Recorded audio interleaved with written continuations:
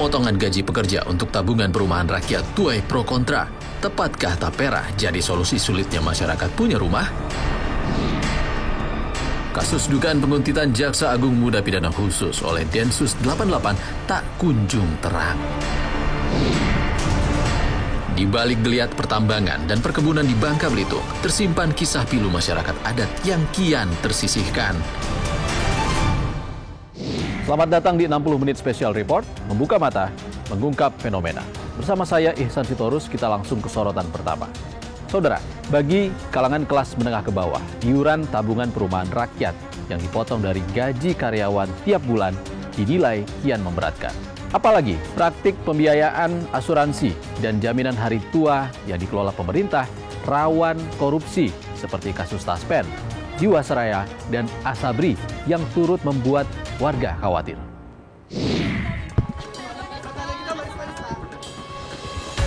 Biasa dalam kebijakan yang baru itu pasti masyarakat juga ikut berhitung mampu atau nggak mampu, berat atau nggak berat. Seperti dulu waktu BPJS di luar yang BPI yang gratis 96 juta kan juga ramai, tapi setelah berjalan kan saya kira merasakan manfaatnya bahwa rumah sakit tidak dipungut biaya, hal-hal seperti itu yang akan dirasakan setelah berjalan. Kalau belum biasanya pro dan kontra. Presiden Joko Widodo angkat bicara terkait polemik yang muncul akibat kebijakan program tabungan rakyat Tapera yang dicanangkannya. Jokowi yakin Tapera akan bermanfaat layaknya implementasi iuran BPJS Kesehatan. Namun, kebijakan ini mendapat reaksi keras dari masyarakat. Publik ragu mampu beli rumah dari iuran Tapera. Belum lagi iuran 3%, 2,5% ditanggung pekerja, dan 0,5% ditanggung perusahaan. Dipotong langsung dari gaji per bulan.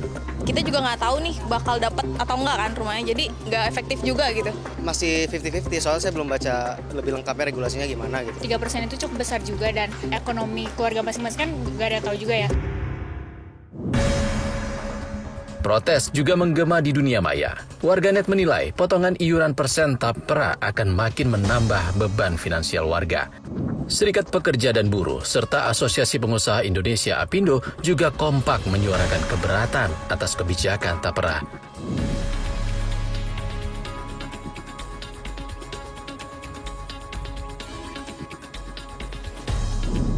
Sementara, Asosiasi Pengusaha Indonesia APindo menilai kebijakan Tapera tumpang tindih dengan kebijakan jaminan hari tua dalam BPJS Ketenagakerjaan. Saat ini di BPJS Ketenagakerjaan itu tuh sudah ada yang namanya jaminan hari tua, dan jaminan hari tua itu ada program yang namanya MLT, yaitu manfaat layanan tambahan, di mana MLT itu dapat dipakai untuk rumah. Kami tidak mengerti kenapa nggak kita optimalkan aja apa yang sudah ada, kenapa kita harus buat program baru yang untuk duplikasi gitu. Makanya kami usulkan nggak apa-apa kalau pemerintah mau tetap menjalankan, monggo, tapi ya udah untuk ASN dan TNI Polri aja. Pemerintah memastikan iuran Tapera bukan sekadar potongan, melainkan dana bantuan guna membangun rumah. Tapera ini bukan potong gaji atau bukan iuran. Tapera ini adalah tabungan. Tetapi bentuknya nanti bagi mereka yang sudah punya rumah bagaimana? Nanti pada ujungnya kalau pada usia pensiun selesai itu bisa ditarik dalam bentuk uang yang fresh dengan pemupukan yang terjadi. Lalu, seperti apa sebenarnya manfaat Tapera dan bagaimana mekanismenya? 20 Mei lalu, Presiden Jokowi mengeluarkan peraturan pemerintah nomor 21 tahun 2024 tentang penyelenggaraan tabungan perumahan rakyat. Tapera disebut sebagai tabungan yang dapat dimanfaatkan untuk pembiayaan perumahan dan atau dikembalikan beserta hasil pemupukannya setelah kepesertaan berakhir. Peserta Tapera adalah warga negara Indonesia, baik abdi negara, pekerja swasta maupun pekerja mandiri. Tapera juga berlaku bagi warga negara asing pemegang visa kerja minimal 6 bulan. Simpanan Tapera sebesar 3% dipotong dari gaji atau penghasilan pekerja. Dengan beban 2,5% ditanggung pekerja dan 0,5% sisanya ditanggung pemberi kerja alias instansi atau perusahaan. Sementara bagi pekerja mandiri yang tak terikat instansi, harus menanggung sendiri potongan 3% iuran tapera dari penghasilan setiap bulan. Para peserta tapera dengan penghasilan di bawah 8 juta rupiah per bulan dapat memanfaatkan tapera untuk kredit kepemilikan rumah atau KPR, kredit bangun rumah atau KBR, kredit renovasi rumah atau KRR dengan tenor panjang hingga 30 tahun dan suku bunga tetap di bawah suku bunga pasar. Sementara pekerja dengan penghasilan di atas 8 juta akan menyimpan dana sebagai simpanan yang bisa diambil setelah kepesertaan berakhir. Benefit utamanya untuk penabung yang tidak memanfaatkan fasilitas KPR, ya, atau kita sebut dengan penabung mulia. Yang pertama tadi itu pengembalian pokok tabungan beserta hasil pemupukannya. Namun, kebijakan tapera diprediksi menambah beban pekerja, terutama kalangan menengah bawah. Jika pekerja berpenghasilan upah minimum regional di Jakarta sekitar 5 juta rupiah, maka per bulan penghasilan pekerja di Jakarta akan dipotong sejumlah iuran, seperti BPJS Kesehatan, jaminan pensiun, dan jaminan hari tua atau JHT, ditambah lagi iuran tapera sebesar 2,5%. Akan semakin mengurangi gaji per bulan sekitar 4,6 juta rupiah. Nilai itu pun harus dipotong pajak penghasilan per bulan. Di sisi lain, para pekerja harus menanggung sejumlah beban hidup, seperti kenaikan bahan pokok dan pendidikan, cicilan rumah dan kendaraan, serta biaya kesehatan yang tidak ditanggung BPJS Kesehatan.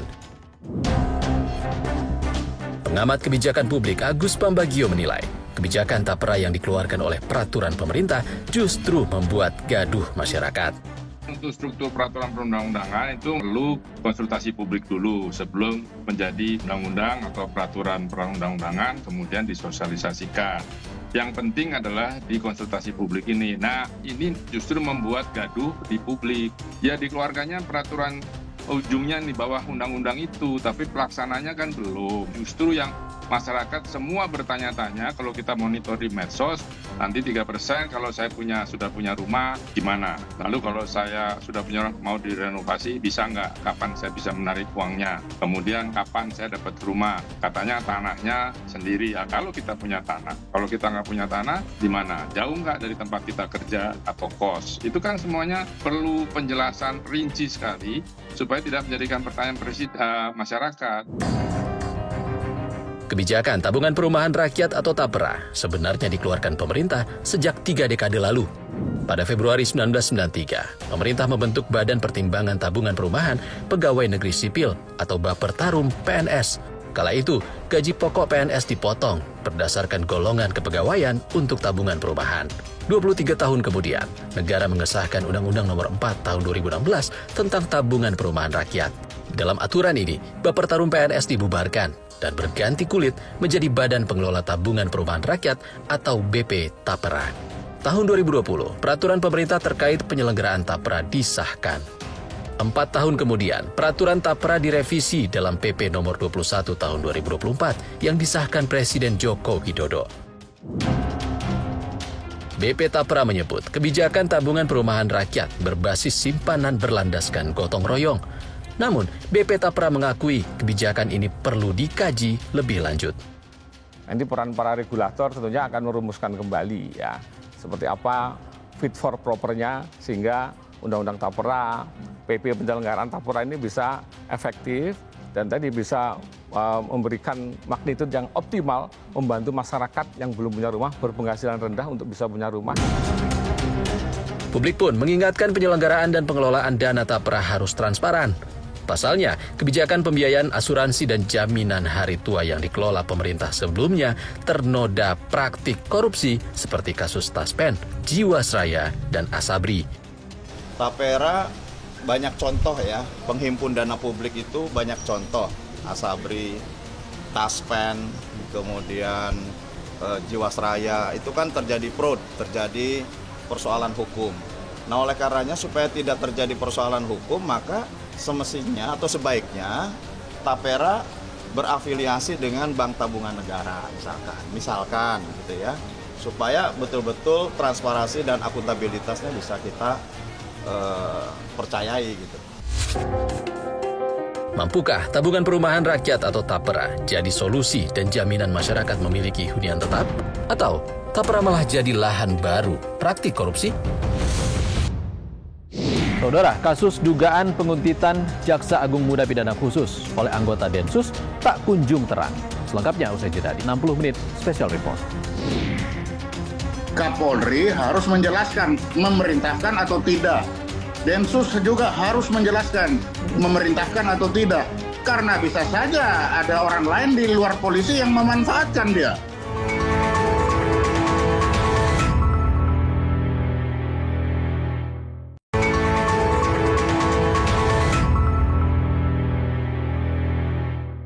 Anda kembali di 60 menit Special Report. Saudara, Kejaksaan Agung menyebut ada upaya pengambilan foto dan juga data profiling yang dilakukan oleh anggota Densus 88 Polri yang diduga menguntit Jaksa Agung Muda Pidana Khusus. Mantan Kepala Badan Intelijen Strategis TNI pun mendorong Polri dan Densus 88 untuk mengklarifikasi.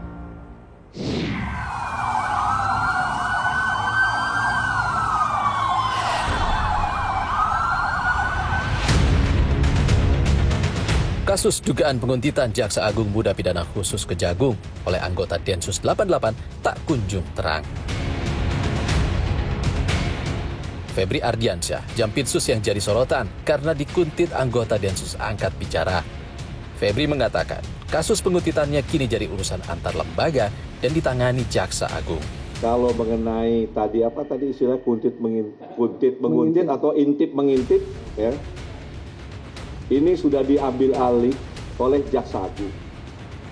Karena ini juga sudah menjadi urusan kelembagaan. Sehingga ini harus secara resmi disampaikan. Nanti setelah ini selesai, ya, silakan ditanya langsung kepada Kapus Penkum yang sudah mendapat arahan dari Jaksa Agung. Kepala Pusat Penerangan Hukum Kejagung, Ketut Sumedana menjelaskan, dari hasil pemeriksaan ada upaya pengambilan foto dan data profiling terhadap Jampitsus oleh anggota Densus. Memang benar ini dari teman-teman Densus sehingga kita serahkan kepada Pamilal Mabes Polri karena mereka di bawah Mabes Polri. Satu. Yang kedua, di kejaksaan ini penyidik sudah terbiasa menghadapi suatu ancaman dan tekanan. Ada pengambilan foto dan sebagainya ketika kita periksa. Kita lihat HP-nya yang bersangkutan ada profiling daripada Pak Jampitsus. Itu rangkaian semuanya ya sudah dilaporkan kepada pimpinan sudah menyelesaikannya dengan baik. Para pimpinan Kapolri, Pak Kapolri dan Pak Jaksa Agung sudah ketemu. Kadifumas Polri, Irjen Sandi Nugroho menyebut, anggota Densus 88 yang menguntit Jampitsus telah dijemput dan diperiksa Biro Paminal Propam Polri. Namun, Polri menyatakan tak ada pelanggaran etika, disiplin, ataupun pidana yang dilakukan anggota Densus. Memang benar ada anggota yang diaman di sana dan identitasnya memang benar anggota tersebut dan sudah dijemput sama Paminal. Dan dari hasil pemeriksaan di Propam, seandainya ada permasalahan pasti akan disampaikan. Maka tadi hasil keterangan dari Pak Kadif Propam, seandainya misalnya anggota melanggar etika, anggota melanggar tindak pidana, anggota melanggar tindakan disiplin atau yang lainnya, berarti Pak Kadif Propam juga akan menyampaikan hal tersebut. Jadi dari hasil pemeriksaannya disampaikan tidak ada masalah. Maka sampai dengan hasil pemeriksaan itu selesai, kami mendapatkan informasi seperti ini. Sementara, anggota Komisi Hukum DPR fraksi PKS, Nasir Jamil, meminta pemerintah memberi penjelasan apakah dugaan penguntitan Jampitsus bersifat instruksi kelembagaan atau personal. Ya tentu saja nanti kita harapkan pemerintah ada semacam keterangan resmi ya, apakah itu tindakannya institusional atau personal. Tapi dengan pertemuan yang difasilitasi oleh Menko Polhukam, saya berharap ini sudah clear and clean ya.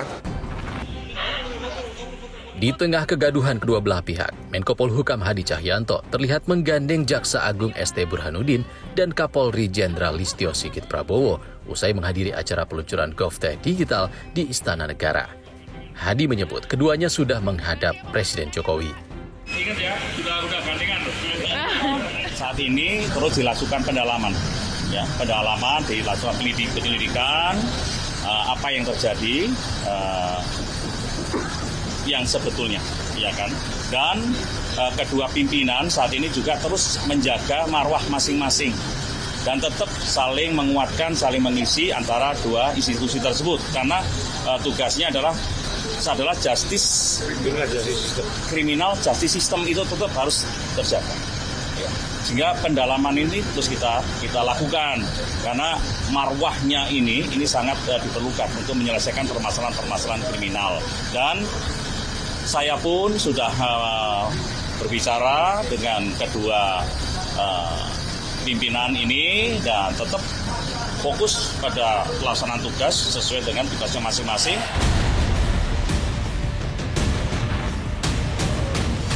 Meski mengaku telah memanggil Jaksa Agung dan Kapolri untuk membahas penguntitan Jampitsus, namun Presiden Jokowi enggan berkomentar banyak.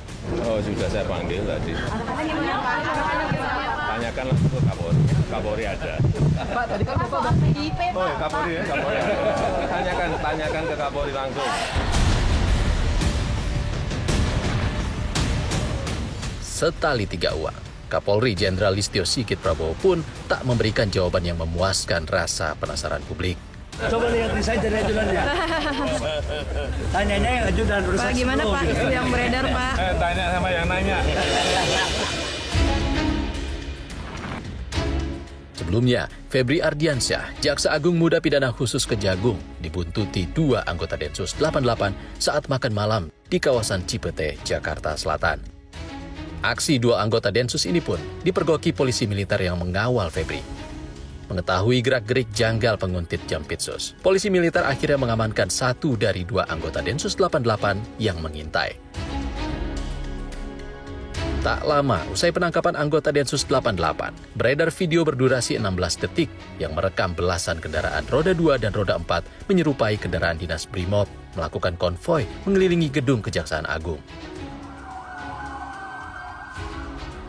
Konvoi ini sempat membunyikan sirine dan berhenti di depan gerbang kantor Kejaksaan Agung. Sementara itu, mantan Kepala Badan Intelijen Strategis TNI, Soleman Ponto, meminta Kapolri dan Kadensus 88 mengklarifikasi apakah ada perintah menggerakkan anggota Densus untuk memata-matai Jampitsus agar terang benderang dan insiden serupa tak terulang. Kapolri harus menjelaskan memerintahkan atau tidak. Densus juga harus menjelaskan memerintahkan atau tidak. Karena bisa saja ada orang lain di luar polisi yang memanfaatkan dia. Okay. Nah, kalau itu memang tidak ada, maka itu adalah tindakan sendiri. Ini harus dihukum. Okay. Dan ini harus ada. Kalau tidak akan terulang kembali. Penguntitan Jampitsus Kejaksaan Agung oleh anggota Densus 88 menimbulkan tanda tanya besar. Pasalnya, Febri Ardiansyah merupakan jaksa kejagung yang cukup sering menangani kasus korupsi besar. Mulai dari kasus asuransi Jiwasraya, Asabri, dan kasus korupsi tata niaga timah yang tengah disidik Kejagung. Jampitsus Febri Ardiansyah bahkan merespons soal dugaan keterlibatan oknum polisi dalam kasus korupsi timah. Jampitsus menyatakan tetap profesional dan menunggu persidangan. Apabila muncul fakta dan alat bukti soal keterlibatan oknum Polri, maka jaksa bisa mengusulkan sebagai tersangka. Nah, kalau ini sudah digelar di pengadilan, teman-teman bisa lihat itu. Dari alat bukti yang dibuka, dari saksi yang bicara. Apabila ada keterlibatan, ada alat bukti di situ, itu penuntut umum kami membuat nota pendapat itu untuk usulan sebagai tersangka dari hasil persidangan. Sementara itu, kasus korupsi tata niaga komoditas timah wilayah izin usaha pertambangan PT Timah Tbk yang menyeret suami artis Sandra Dewi, Harvey Muiz, dan Crazy Rich Pig Helena Lim memasuki babak baru. Jaksa Agung ST Burhanuddin mengoreksi total kerugian negara yang semula berjumlah 271 triliun rupiah naik jadi 300 triliun rupiah. Hasil hitungannya cukup lumayan fantastis. Yang semula kita perkirakan 271 dan ini adalah mencapai sekitar 300 T. Kejaksaan Agung juga menetapkan mantan Dirjen Minerba Kementerian ESDM periode 2015-2022 Bambang Gatot Aryono sebagai tersangka baru. Hingga kini, total sudah 22 tersangka ditetapkan dan ditahan akibat dugaan keterlibatan mereka dalam bisnis tambang timah ilegal. Saudara, di balik geliat pertambangan dan perkebunan di Pulau Bangka, tersimpan kisah pilu masyarakat adat yang kian tersisihkan. Selengkapnya usai jeda di 60 menit Special Report. Sebelum adanya aktivitas tambang itu nggak ada konflik antara buaya sama manusia itu.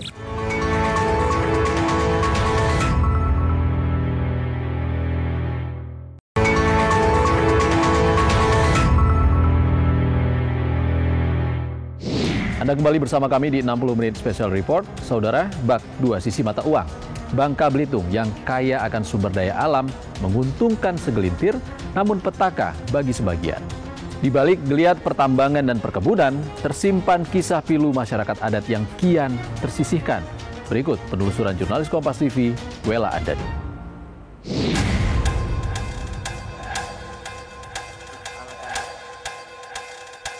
Jadi kerdai lagi lah menipis tuh. Jadi tolong jagakanlah, jangan dihabisi. Sedapat mungkin jangan dihabisi. Kenapa? Karena itulah harta orang tua kita, nenek moyang kita. Karena jaga itu sebenarnya sebagai perahu itulah buji ya. Jadi begitu angkat buji itu, perahu itu lari kemana kakek?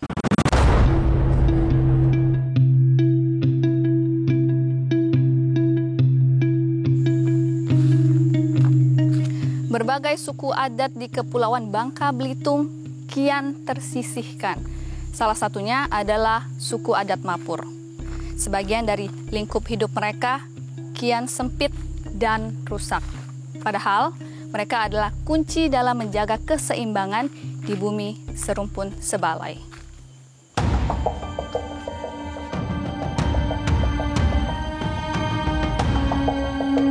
Di balik geliat pertambangan dan perkebunan di Pulau Bangka, tersimpan kisah pilu masyarakat adat yang kian tersisihkan.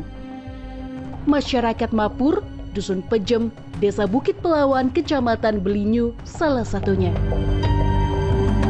Sukarman atau Atuk Sukar, Ketua Adat Suku Mapur Desa Pejem mengungkap, sejatinya hutan dan masyarakat Mapur bak perahu dan jangkarnya. Namun kini, hutan adat identitas mereka dilucuti.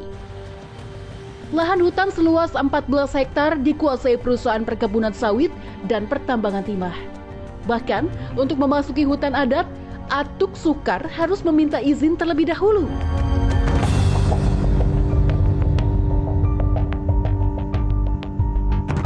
Ironis, jarak antara hutan adat dan kebun sawit hanya beberapa langkah saja.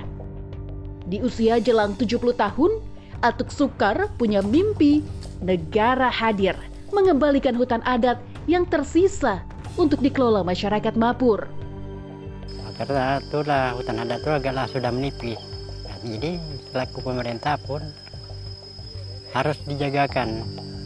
Tolong dibagikan dengan masyarakat adat itu. Harus ditentukan kan tentang masyarakat adat itu tadi, karena adatnya dari nenek moyang gitu. Bukan hanya hari ini yang jadi nenek moyang gitu, jadi harus itu jagai harta nenek moyang kita tuh. Jadi boleh dikatakan itulah pegangan kita. Jadi mentur dihabis, jadi kita berpegang di mana lagi? Getir, Atuk Sukar mengakui masyarakat adat terusir dari tanah sendiri. Tak berpendidikan tinggi dengan ekonomi pas-pasan, banyak masyarakat Mapur melepas tanahnya dan bekerja kepada korporasi. Nah, jadi dia dijual, akhirnya kerja di situ juga. Itu kan miliknya orang lain kan. Jadi bekerja itu kan orang yang tukang milik tadi merintah kita bekerja. Kok bisa disebut mungkin terusir dari tanah sendiri gitu? Jelas lah. Siapa aja kita terusir dari tempat kita sendiri kan. Kena mungkin tipis kan. Jadi mau kemana lagi kita? Jika melihat peta zaman Belanda tahun 1889 oleh K.F. Hall, tanah masyarakat Mapur terbentang dengan wilayah daratan berbatasan Belinyu di barat dan Sungai Liat selatan. Pamong Budaya Dinas Pariwisata Kebudayaan, Pemuda dan Olahraga Provinsi Kepulauan Bangka Belitung, Ali Usman menyebut, tanah masyarakat Mapur tergerus akibat perampokan, wabah penyakit, perkebunan sawit dan pertambangan. Puncaknya, awal tahun 2000-an saat perkebunan sawit masuk ke daerah Mapur. Tak dipungkiri, sebagian masyarakat Mapur juga menikmati hasil plasma sawit. Namun keuntungan tak seberapa, ekonomi mereka pun tak jauh lebih baik. Mereka dipaksa dengan ketika pembukaan itu dengan preman-preman, pakai alat berat, pengrusakan tanaman dan sebagainya.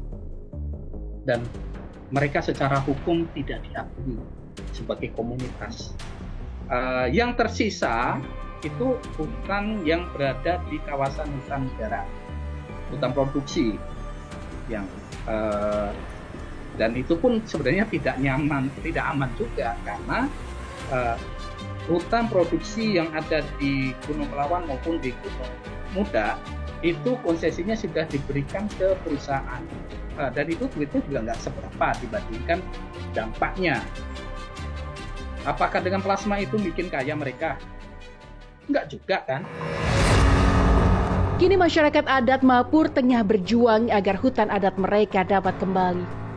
Ada 13 hektar lahan yang diharapkan bisa dikembalikan kepada masyarakat adat.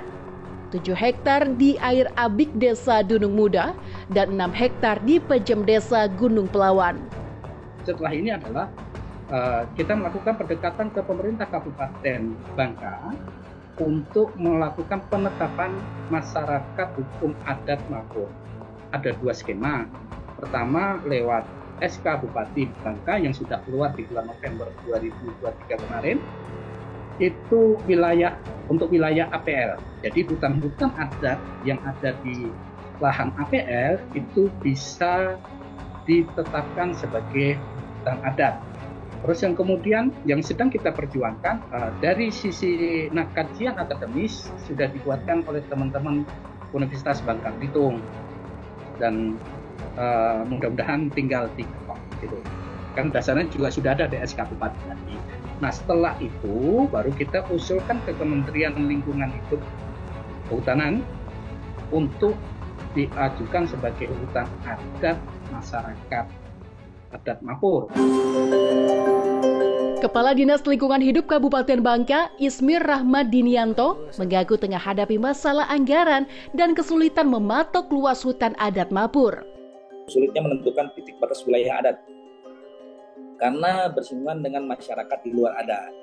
Seperti itu, Mbak. Jadi ada pro kontra masih di lapangan. Dan juga akibat dari arus modernisasi ya, dan juga masyarakat ini tidak hidup berkelompok lagi dan tidak secara keseluruhan itu mengikuti hukum adat. Jadi untuk proses pengidentifikasian juga memang kami mengalami kendala. Nah, dan juga ketiga yaitu perizinan hutan adat ini menjadi kewenangan dari Kementerian Lingkungan Hidup dan Kehutanan. Jadi kewenangan untuk perizinan hutan adat ini adanya di pusat di Jakarta, sehingga butuh beberapa tahapan prosedur yang agak panjang.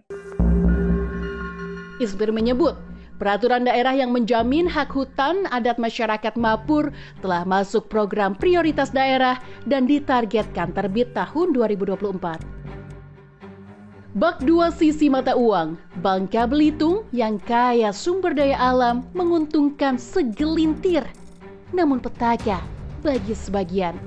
Eksploitasi lahan untuk perkebunan sawit dan tambang timah tak hanya menafikan hak masyarakat adat, tapi juga berujung pada rusaknya lingkungan dan ekosistem.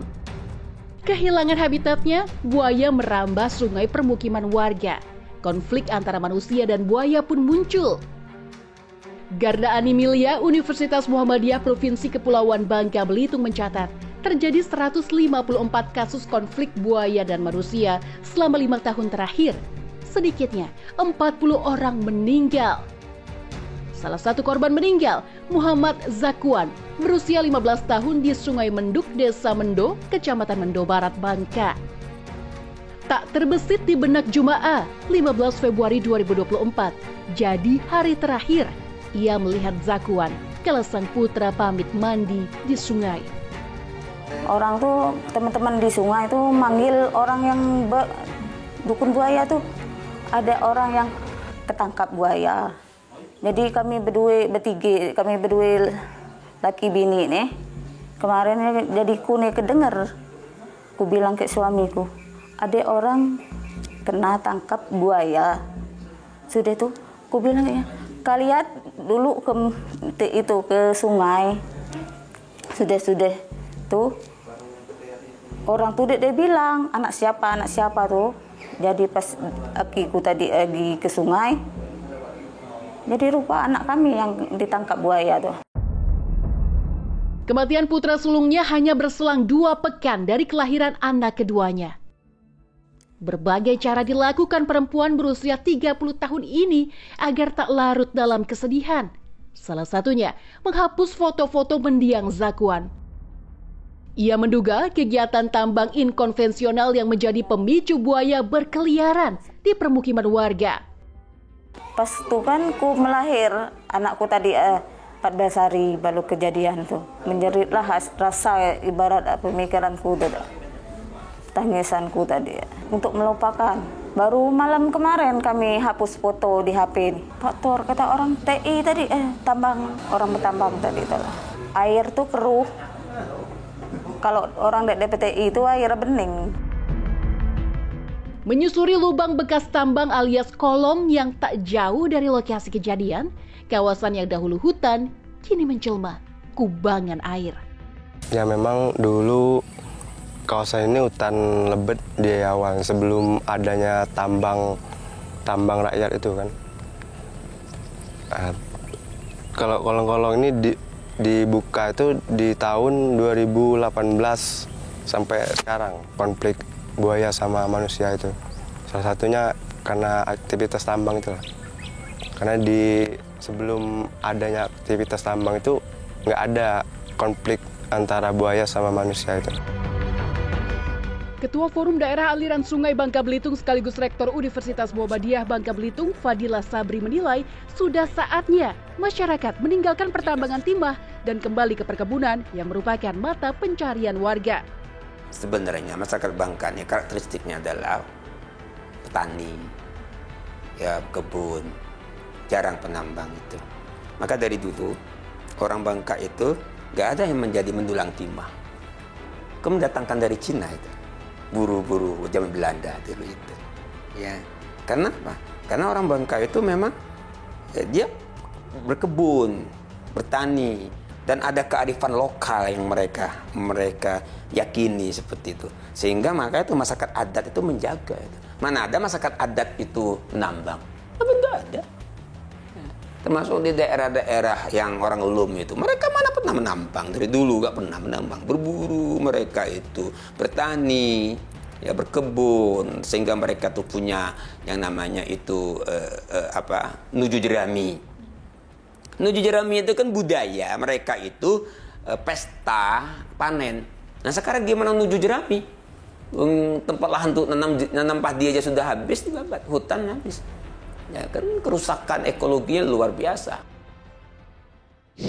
Saudara, nasib masyarakat adat, konflik antara manusia dan satwa, dan kasus tambang timah Bangka Belitung yang kini jadi sorotan, seharusnya menjadi titik balik pembenahan tata kelola bisnis.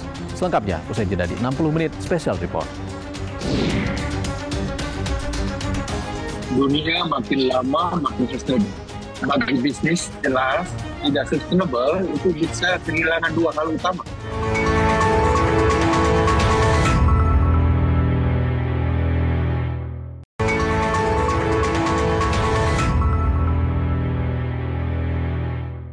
Saudara, eksploitasi besar-besaran sumber daya alam yang mengorbankan lingkungan dan masyarakat adat seperti yang terjadi di Bangka Belitung sebenarnya bisa jadi bumerang bagi Indonesia. Pasalnya, dunia saat ini tengah berkomitmen memenuhi 3 pilar bisnis berkelanjutan, yakni lingkungan, sosial, dan tata kelola. Jika tidak, siap-siap ditinggal investor.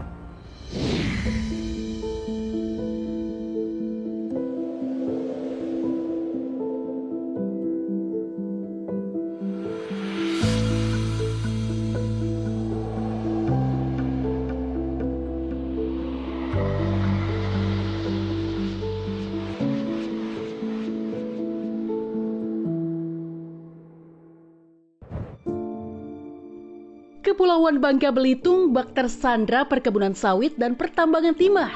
Padahal, potensi ekonomi negeri serumpun sebalai yang kaya sumber daya alam begitu besar dan beragam. Wisata alam Batu Mentas Belitung misalnya, konservasi primata purba tarsius menjadi magnet pengunjung. Kian langka, populasi monyet hantu ikon Belitung ini terancam punah. Penyebab kelangkaan itu pertama adanya mitos di masyarakat yang menyatakan bahwa tarsius ini adalah monyet hantu dan pembawa sial. Sehingga ada istilahnya buang pelor. Jadi kalau ketemu tarsius maka dia ditembak bukan buat diambil, hanya untuk lepas dari kesialan itu. Kemudian yang kedua adalah hilangnya habitat alami. Jadi hutan berubah jadi sawit, berubah jadi tambang, berubah jadi pemukiman. Nah ini yang membuat kemudian populasinya menurun. Yang ketiga adalah pola reproduksi dia. Artinya tarsius Belitung ini dia sifatnya soliter, menyendiri. Dia sifatnya setia dengan pasangan. Jadi kalau pasangannya mati atau hilang, dia gak bisa menerima pasangan baru seumur hidup. Dikelilingi flora fauna, Taman Wisata Alam Mentas menjadi lokasi edukasi dan konservasi, sekaligus merawat sisa sumber mata air yang tak terkontaminasi limbah tambang. Pengelola wisata alam Batu Mentas Budi Setiawan percaya, mencari penghasilan tak harus merusak, justru dengan merawat apa yang ada di sekitar. Posisi kita sekarang yang ada di Batu Mentas ini adalah di buffer zone hutan lindung Gunung Tajam. Yang kedua juga posisi kita ini persis di samping mata air sungai. Di mana sungai di Belitung dengan banyaknya tambang itu 90% lebih sudah habis terkontaminasi oleh tambang. Maka sangat penting sekali kita bagaimana menyelamatkan mata air. Ketiga adalah menciptakan alternatif penghidupan.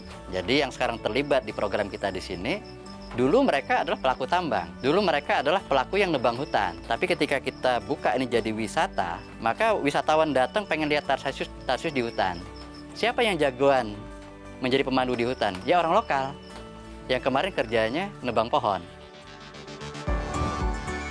Lewat wisata alam besutannya, Budi mampu membuktikan aktivitas ekonomi berjalan beriringan dengan kelestarian alam. Di bumi bukan hanya manusia, tapi ada tarsius yang perlu hidup, ada burung, ada lain-lain. Maka keberadilan terhadap unsur alam lainnya juga harus kita dukung. Nah ini yang menurut saya pesan hari ini bahwa kenyamanan hidup hari ini tidak cukup hanya dengan duit di kantong. Tapi bagaimana kualitas hidup itu kita juga berbagi ruang dengan makhluk lain. Nah ini sebetulnya pesan yang mau kami sampaikan bahwa yuk kita jaga alam bukan untuk kita saja, tapi untuk makhluk lainnya. Tapi ketika kita jaga mereka, maka yakinlah mereka akan jaga kita. Tak hanya fauna, Bangka juga memiliki sahang atau lada putih. Sahang bahkan dikenal hingga mancanegara dengan nama Muntok White Pepper. Sahang pula yang mengantarkan Pulau Bangka sebagai salah satu penghasil lada terbesar di dunia pada tahun 80 hingga 90-an. Tapi itu dulu, sejak 10 tahun terakhir, luas lahan tanam dan produksi sahang terus menurun. Sahang tak lagi jadi komoditas andalan warga Bangka. Hamsir, petani sahang mengaku banyak petani banting setir tergiur uang lebih cepat lewat sawit dan menambang timah. Kalau dulu sebenarnya untuk sahang ini cukup bagus prospeknya. Tapi akhir-akhir ini kan kena kendala mati mendadak seperti ini kan. Jadi akhir-akhir kan kami petani ini kan rugi ya. Jadi kebanyakan para petani ini bikin kebun sawit dan tambang. Tapi alhamdulillah kami tetap bertahan karena mengingat profesi kita sebagai petani, pertahankan lada Bangka ini. 30 tahun menjadi petani sahang, Hamsir mampu menyekolahkan anak-anaknya hingga kuliah. Bahkan, warung miliknya merupakan hasil pedasnya lada putih. Hamsir menyayangkan redupnya budidaya sahang di kampung halaman. Ia berharap pemerintah dapat lebih menggalakkan pertanian sahang. Jangan sampai disalip negeri jiran dan Vietnam. Jadi harapan kami untuk pemerintah, jadi sahang ini macam mana supaya lebih digalakkan lah, supaya untuk white paper itu tetap jangan sampai hilang, hanya nama. Sekarang kan untuk white paper kan sudah terkenal, bahkan sahang kita nih untuk pedas tuh nomor 1. Kalau di Vietnam tuh segenggam tuh kurang kami kena di Vietnam, jadi kita nih yang pedas. PJ Gubernur Kepulauan Bangka Belitung Safrizal Za mengaku tengah mendorong sektor pertanian dan perikanan di wilayahnya. Ia mengklaim siap fasilitasi membuka lahan baru untuk sektor pertanian lewat program Semarak, Semangat Menanam Rakyat Bangka Belitung. Siap ya bersama dengan masyarakat yang ingin mengkonvert, yang ingin mentransfer pekerjaannya dari tambang ke sektor tani, kami siap memfasilitasi dengan membuka lahan baru, baik untuk padi, kemudian juga untuk tanaman keras atau tanaman hortikultura lainnya. Jadi kita minta semua orang mulai menanam, kita bantu bibitnya, kita bantu asistensi sehingga hidup lagi dunia pertanian yang pernah jaya di Bangka Belitungnya dalam beberapa dekade yang lalu. Eksploitasi sumber daya alam besar-besaran dengan mengorbankan lingkungan dan masyarakat adat seperti yang terjadi di Bangka Belitung sebenarnya bisa jadi bumerang bagi Indonesia. Dunia saat ini tengah berkomitmen memenuhi 3 pilar bisnis berkelanjutan, yakni lingkungan, sosial, dan tata kelola. Maka praktik bisnis yang benar menjadi keharusan. Jika tidak, siap-siap ditinggal investor dan pasar dunia. Menerapkan usaha berkelanjutan yang berpihak kepada masyarakat adat dan kelestarian lingkungan juga turut disuarakan kalangan pengusaha. Di mana isu sustainability menjadi isu yang sangat penting bagi Kadin, karena kami semua memandang bahwa isu sustainability ini bukan lagi pilihan, tapi sudah keharusan. Kalau dunia usaha tidak ikut, maka kita akan ketinggalan di belakang. Dunia makin lama makin sustainable. Bagi bisnis jelas tidak sustainable itu bisa kehilangan 2 hal utama. Pertama, kehilangan pasar. Mungkin di masa sekarang ya, dan juga mungkin akan lebih lagi di masa yang akan datang. Sudah tidak ada orang yang mau membeli produk yang tidak ramah lingkungan misalnya, atau mengignore hak-hak masyarakat ada. Kemudian yang kedua yang hilang adalah investment. Saya kira sekarang sudah mulai banyak investor-investor, utamanya lembaga keuangan besar, yang mensyaratkan isu sustainability, ESG, untuk mulai investasi. Jadi berbahaya sekali bagi bisnis kalau tidak berkelanjutan. Kita kehilangan pasar satu, dan kita kehilangan investasi. Nasib masyarakat adat, konflik manusia dan satwa, serta kasus pertambangan timah di Bangka Belitung yang tengah jadi sorotan, semestinya menjadi titik balik pembenahan tata kelola bisnis. Jangan sampai bisnis berkedok kesejahteraan rakyat, malah justru merampok hak khalayak.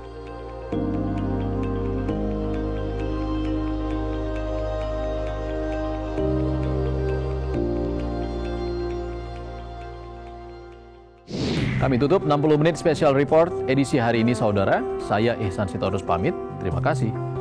Sampai jumpa.